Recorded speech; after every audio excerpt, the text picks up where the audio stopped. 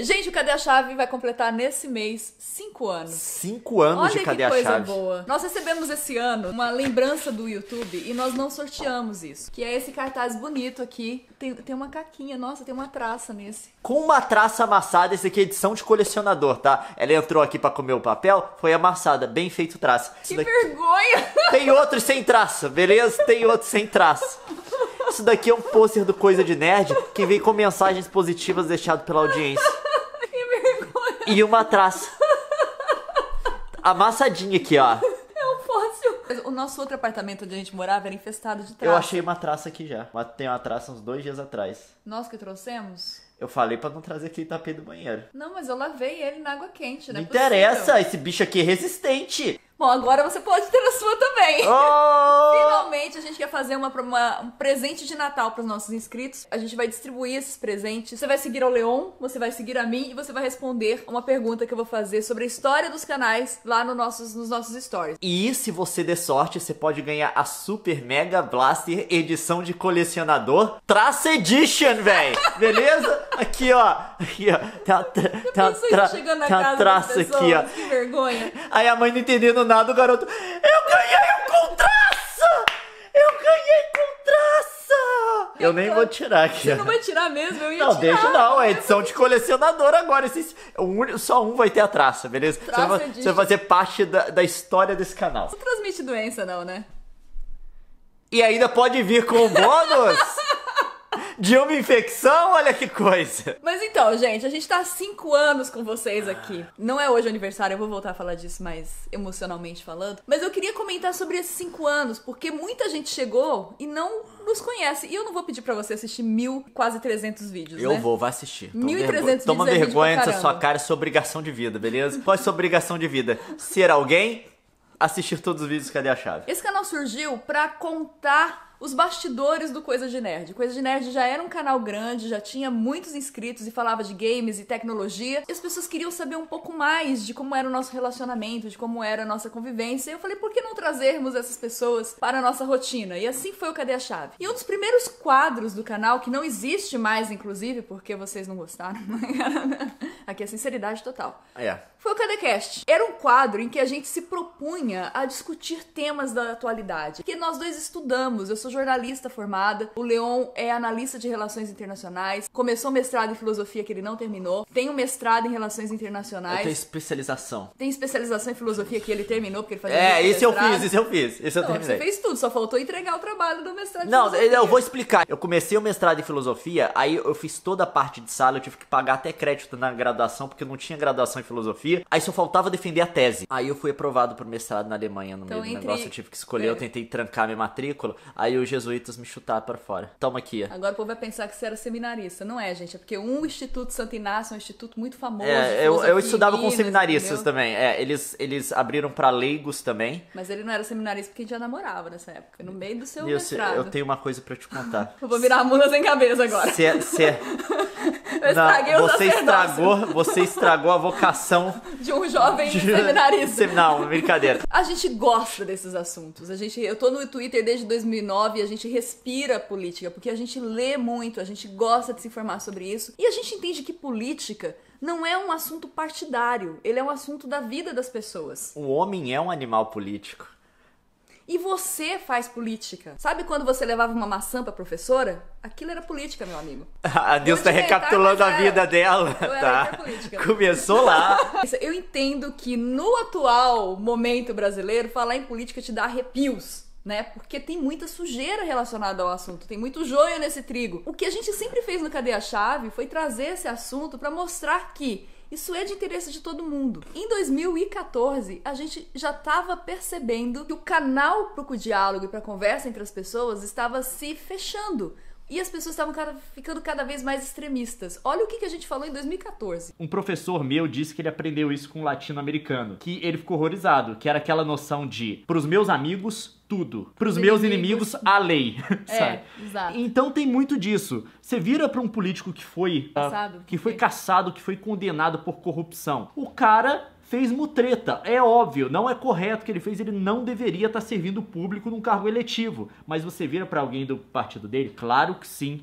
porque pelo menos ele tá protegendo a gente dessa corja do outro partido. Você percebeu a semelhança do que nós dissemos com o momento atual? E ao longo desses 5 anos a gente continuou falando disso. Eu lembro quando a gente comemorou a Lava Jato com tanta esperança, porque as pessoas estavam desesperançadas. E a gente dizia, não, gente, é bom que essas pessoas sejam presas. Era a primeira vez que um grande empresário, que era o presidente de uma grande construtora, estava na cadeia. E a gente falou, quando que isso era possível no Brasil? Quando que isso aconteceu? Quando que a gente começou a prender realeza? E veio a notícia da investigação do alto escalão do PT, que era o partido do governo, e a gente falou, cara, isso é revolucionário, isso é novo. Estamos conseguindo alcançar uma nova era. Lideranças que estão no governo. Tipo, isso nunca tinha acontecido no Brasil. Nunca. E a gente tava lá hiper esperançoso e comemorou. Porque desde que eu me entendo por gente, esses grupos são os mesmos que estão no poder e sempre tem alguma coisa escusa em volta deles. É muito difícil uma família enriquecer com a política se ela não tiver envolvida em algum ato escuso. Como que se explica um governador que nunca fez outra coisa na vida a não ser governador, nunca teve empresa, nunca teve dinheiro de investimento? De repente você vai ver o patrimônio do cara e ele tá orçado em milhões. De onde veio o dinheiro dele? Depois de todas as denúncias que o pessoal foi pra rua protestar contra o governo Dilma, a gente também olhou aquilo como cenário e falou assim, gente, parece que finalmente o brasileiro tá se engajando na política. Sim. Porque era o grande problema do brasileiro, não se importar com as coisas. O resultado, se vai ser bom ou ruim,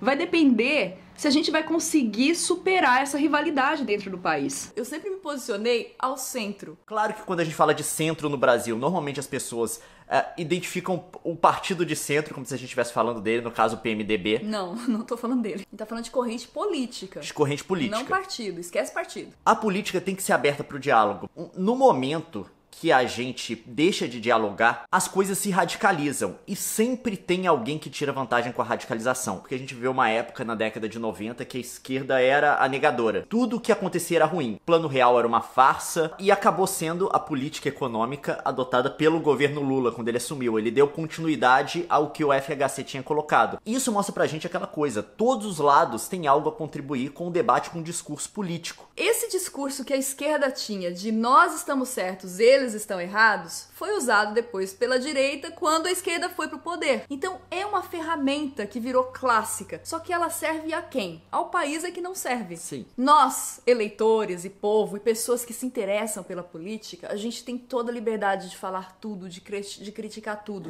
Só que a gente tem que estar atento para o fato de quando um político critica o outro, quando eles constroem no outro a narrativa do inimigo e não comprar essa narrativa. O nosso problema agora, que foi o que a gente previu em 2013, é que ia estar um brasileiro olhando para o outro brasileiro que é irmão dele, comedor de feijão como ele, pagador de imposto como ele, ferrado como ele. Tá sendo passado para trás por políticos como ele. Como inimigo. Esse é o Exato. problema. E é isso que a gente tá vendo nas redes sociais hoje. Não, e a favor desses políticos que estão no sistema fraudando a galera, estão fazendo dinheiro e tal. Há muito tempo. Há muito tempo. Isso é muito engraçado. É como se a ovelha estivesse brigando com a outra ovelha pra defender o lobo mau. Todo mundo aqui do povo, independente se é de direita e se é de esquerda, você tá aqui embaixo, beleza? Você não tá no grupo dessas pessoas. E essas pessoas que estão em cima, elas querem fazer o quê? Elas querem manter os benefícios que elas têm, dos quais elas gozam por anos. Se você sabe como é que é a vida de um político... Oh, mas é boa, hein? Você tem vários assessores pra cuidar de você, pra cuidar de tudo que você faz. Você tem um monte de empregado que é pago pelo governo. E seu salário sai limpo, porque você tem vários auxílios pra custear todas as outras demandas. E isso é só se você for um político limpo. Você tem uma vida de marajá. Mas, tipo assim, limpo ali, meu amigo. Tipo assim, existem diferentes graus de corrupção. Não vou dizer que não tem político limpo. Tem. Tem galera que é limpa mesmo. Galera que não vai tentar tirar vantagem. Tem uma galera que é super ética. Mas conheço alguns. Mas tem diferentes graus de corrupção ali também. Tem a galera que é antiética, que não faz nada de ilegal. Mas, tipo assim, o cara que não vai ter cuidado com o dinheiro do povo. Ele tá numa viagem, ele pode almoçar onde todo mundo almoça. Num lugar aí que tem um preço de um prato razoável. Mas ele vai pro 5 estrelas. Mas ele vai pro restaurante 5 estrelas, come lá e coloca a nota na mão do povo. A gente tem que pagar a nota dele depois. Isso pra mim é um grau de corrupção. Esse cara nunca vai ser condenado por nada. Por quê? O que ele tá fazendo não é ilegal, mas é imoral. É imoral. Tem outro grau de corrupção também, que aí você já entra numa zona cinza, que é como você emprega familiares. O que vários políticos fazem, várias pessoas do setor público? Aquela indicação cruzada. Ele não pode indicar um parente. Mas o que acontece? Um outro político de um outro lugar pode. Ele pode empregar meu primo. E aí eu emprego um indicado dele. Isso já é uma zona cinza. É extremamente imoral e de repente se algum advogado, algum jurista aí pode achar nepotismo nisso. E daí pra cima tem outros graus de corrupção. Tem a galera que vai desviar pequenas verbas de gabinete pra colocar no bolso. Tem a galera que vai usar verba de gabinete pra pagar conta pessoal. E tem a galera que vai receber propina pra votar de acordo com os interesses de quem tá pagando a propina. E aí vai subindo, e aí vai subindo. E aí a gente tem todas essas escalas, mas isso foge ao partido. E o que a gente tá vendo é uma narrativa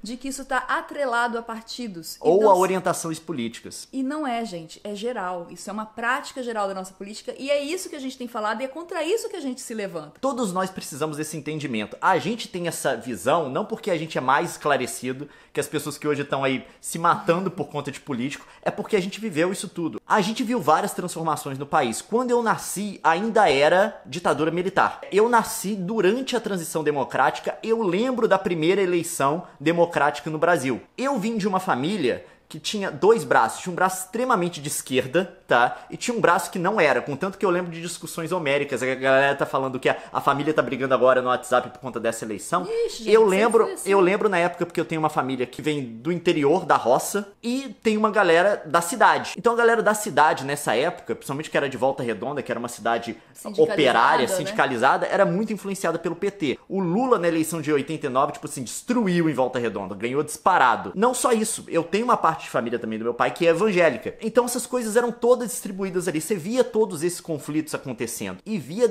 as decepções da galera. Meu pai, por exemplo, durante um período da vida dele, ele era extremamente petista, mas era daqueles petistas idealistas. Sabe aquele cara que achava que o mundo ia funcionar quando todo mundo juntasse os braços e cantasse Kumbaya?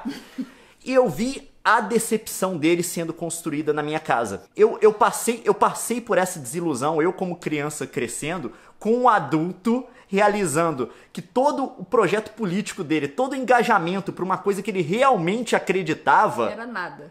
Não valia de absolutamente nada. Porque tem pessoas hoje que depois de uma determinada idade, elas não conseguem largar a mão daquela fundamentação política que elas tinham, porque a vida delas foi construída ali. É o projeto político de vida delas. E elas têm que se apegar àquilo de toda forma. Dá até vergonha, né? A pessoa não larga. Como se fosse uma religião da qual a pessoa não pode largar, porque aquilo é uma coisa que forma o ser dela, a identidade dela. Mas não foi isso que aconteceu na minha casa. Eu vi minha mãe, que era uma petista, votar no Aécio na eleição contra a Dilma. Eu vi essa transformação. O meu pai foi um dos fundadores do PT no Rio de Janeiro. Se eu não me engano, se você der uma olhada na carta de criação do PT no Rio, tem o nome dele lá. Então era uma pessoa extremamente engajada, mas era uma pessoa extremamente idealista. Essa que é a verdade. Quando acabou a ditadura militar, todo mundo falou assim, acabou a ditadura militar, meio que isso casou com o fim da Guerra Fria também. Era um momento em que todo mundo falou assim, o mundo agora vai ser diferente. Todas essas ideias que a gente tinha de uma vida pacífica, de um mundo perfeito, a gente vai poder executar essas ideias. A década de 90 foi uma década de idealismo puro. Eco 92, o Brasil foi pra rua depois pra derrubar um presidente, primeiro presidente impeachmentado. Foi um treco muito louco. E muito da posição política do meu pai estava sendo jogada nesse período. E eu vi a desilusão dele sendo construída em casa. Antes, a galera do PT ia lá em casa. Tem gente que tá agora em Brasília que eu lembro visitando lá em casa. Tipo assim, aí de repente meu pai para. Começou alguma coisa aí nas prefeituras do ABC Paulista, que tava meio estranho. O PT, no qual ninguém tinha dinheiro pra nada no PT. Meu pai, eles faziam rifa de frango pra juntar dinheiro pra campanha de vereador em Volta Redonda. Ele falou que quando tinha reunião do partido, e a gente de chinelo de dedo lá falar, era um negócio assim... Humilde, né? É, humilde. Não, a galera, ele fala, os caras com roupa suja de tinta, assim, porque o cara acabou de sair do trabalho dele como pintor, ia direto pra reunião do partido pra falar, pra se organizar e tal. Aí, em um determinado momento, a galera do partido começou a aparecer com dinheiro no partido. Galera ligada às prefeituras do ABC Paulista, porque lá o PT tinha muita influência, porque tem muito sindicato e tal. E essas pessoas começaram a ganhar eleições dentro do PT e se colocar em posições dentro do partido. Por quê? Porque as eleições do PT, elas são feitas pelos membros. E essas pessoas apareciam com dinheiro para fazer campanha. Alguém lá do Sul Fluminense queria se candidatar para alguma coisa de nível estadual do partido, o cara não tinha grana para viajar para a região dos lagos, cargos lá pra região serrana. O cara não tinha grana. De repente, uma galera ligada com esse povo tinha dinheiro pra fazer campanha. Começaram a ganhar os cargos dentro do partido, porque os caras podiam viajar, podiam se promover e tal. E nesse período, eu não sei todos os detalhes disso, não vou reivindicar que eu saiba, tá? Nesse período, eu vi a desilusão na minha família sendo construída. E isso me ensinou muito. Eu não chego aqui dizendo que eu sou assim, que eu sou esclarecido. É porque eu vivi isso. Eu vi acontecer de uma família que era extremamente engajada na esquerda e foi se enfiando numa desilusão política. Então, é por isso que eu tenho essa concepção. No meu caso, não foi de família, minha família nunca foi envolvida com política, nunca foi filiada nem nada, mas eu, como repórter, eu meio que tive contato com esse mundo cobrindo as matérias. Jornalista no interior não consegue ver com emprego só. Além de ser repórter, eu era assessora de imprensa também. Eu trabalhei com vereadores, eu trabalhei na Câmara. Antes de ir pra televisão, eu fui assessora de um parlamentar do PL, que era PL na época, era o partido da Universal, era um pastor da Universal, eu era assessora dele. Em Goiás, eu trabalhei com o pessoal do PL, eu trabalhei com o pessoal do PMDB, eu trabalhei por causa desse pessoal do PMDB, acabei trabalhando na campanha que era do prefeito do PT. Fora os trabalhos como ghostwriter, eu fazia artigo pro pessoal do PSDB, que na época era o oposto, o antagonista do PT. Fora os empresários, para quem eu escrevia como ghostwriter, porque eu escrevia o artigo e o empresário assinava. Isso é uma prática muito comum, bem profissional. Quando você vê uma coluna de alguém num jornal assim de opinião, alguém que não é jornalista, não foi ele que escreveu. Ele contratou o jornalista, ele passou as linhas assim, fala isso, isso e isso. O jornalista escreve o treco e ele só assina. Isso é uma prática comum, isso não tem nada de legal, é uma coisa do mercado. Ghostwriting. E eu fazia isso pra pessoas que depois, tipo assim, às vezes eu fazia um artigo de um que tava brigando com o outro e os dois artigos eram meus. Pra você ter uma ideia. E assim, de partidos diferentes, entendeu? Então assim, essa relação... Vida de jornalista. E essa relação que ensina muita coisa. Você sabe o que tá rolando. Então assim, é essa a nossa experiência, é esse o nosso background. E qual que é a posição que a gente adota? Não cair nessa. A gente não cai nessa. De paixão por partido, de defesa de político. E essa posição não é de demonizar a política, é totalmente ao contrário. Hoje a gente tá com um bipartidarismo na cabeça, que se você não é Bolsonaro, você é Lula. Ou você é esquerda ou você é direita. E isso é artificial. O mundo não tem duas cores, as coisas não são assim. Mas estão fazendo a gente acreditar que é. E é esse o problema. Então a gente não tá colocando isso porque a gente acha que é mais sabido. A gente já quebrou a cara inúmeras vezes de acreditar em alguém. Né? Agora a coisa vai com esse cara, esse daqui eu confio, eu vou dar sangue, tá? Tipo assim, eu quando era mais nova... eu nunca fiz isso. Eu quando era mais nova, eu ia pra manifestação. Eu lembro de eu gritando fora FHC e o FMI na porta da CSN.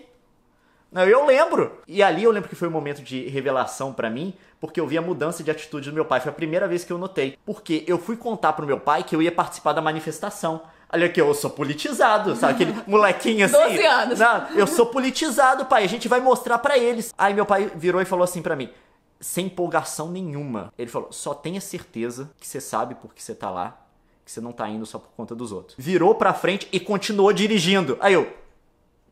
Tem alguma coisa errada aqui. Eu lembro do meu pai dizendo, eu tenho a fotografia disso na minha cabeça. Quando ele, sem empolgação nenhuma, ele disse isso pra mim. A gente tem uma postura crítica mesmo. A gente vai... E crítica no sentido filosófico da palavra. Não é falar mal por falar mal. É falar, ó, isso tá acontecendo isso porque vai acontecer aquilo por causa daquilo outro. Isso é crítica. Mas essa é uma posição que a gente adota sem atacar ninguém. Quando a gente critica uma personalidade pública, é o discurso dele, é a fala dele, são os atos dele, nunca ele, pessoa. Mas identifique o que é crítica. Não é que você não pode criticar ninguém, não é que você não pode atacar ninguém. Você tem toda a liberdade para descer a lenha em qualquer ideologia, em qualquer discurso que você acha que é errado. Terra plana é uma coisa extremamente estúpida. Você não tá ofendendo ninguém, você tá atacando uma ideia. E você tem toda a liberdade para atacar ideias, para atacar partidos políticos, para atacar tudo que não seja um indivíduo. Respeite as pessoas com quem você está se engajando. Critique ideias, ataque ideias, faça com humor, faça com sarcasmo, faça com total desprezo que você pode ter de algo que alguém acredita. Não é esse o problema. O que a gente está falando é do trato com pessoas. A partir do momento que você está endereçando a alguém, essa pessoa, a meu ver, merece respeito. E essa é uma postura que a gente tem e que é importante que você saiba disso também. Quem está conosco por longa caminhada, pode comentar aqui nos comentários o que a gente está falando, testemunhar isso que a gente está falando, porque é uma prática nossa, de fato, é uma preocupação que a gente tem. Já que a gente está completando 5 anos de canal, canal, eu senti necessidade de vir aqui e resgatar isso, quem nós somos, sabe? E esses assuntos, eles fazem parte do canal, eles não vão sumir do canal. Eu sei que tá difícil conversar sobre isso, eu sei que é um assunto que às vezes é doloroso pra muitas pessoas, mas a gente tem um espaço aqui que é um espaço aberto, um espaço leve e que a gente quer sustentar e que a gente vai manter aqui. Então esse assunto com leveza, com equilíbrio, com a sua participação, a gente vai manter aqui no canal. Pode jogar tomate nas nossas ideias, não tem problema. Palavrões são censurados pelo filtro do YouTube, então assim, não é... Se você usar palavrão, o seu comentário não vai aparecer. Desculpa, mas é uma responsabilidade que a gente tem também. E lembre-se, políticos não são seu amigo, são seus funcionários. São seus funcionários que estão lidando com seu dinheiro e sendo pagos com seu dinheiro e gozando de um monte de benefício e mordomia com seu dinheiro. Trate eles como tal. Essa aqui é a verdade. Às vezes eles fazem umas palhaçadas que você pode rir, tá bom? Rir não é problema, tá bom? Rir não pode é problema. Rir, porque a gente ri também, então ninguém, não tem jeito, né? Não tem como. Se a pessoa faz palhaçada, depois a gente vai mostrar um vídeo pra vocês aqui, vocês vão ver o que eu tô falando. O que é? Aquele vídeo da... Muito obrigada pela sua presença, pela sua companhia e segue com a gente.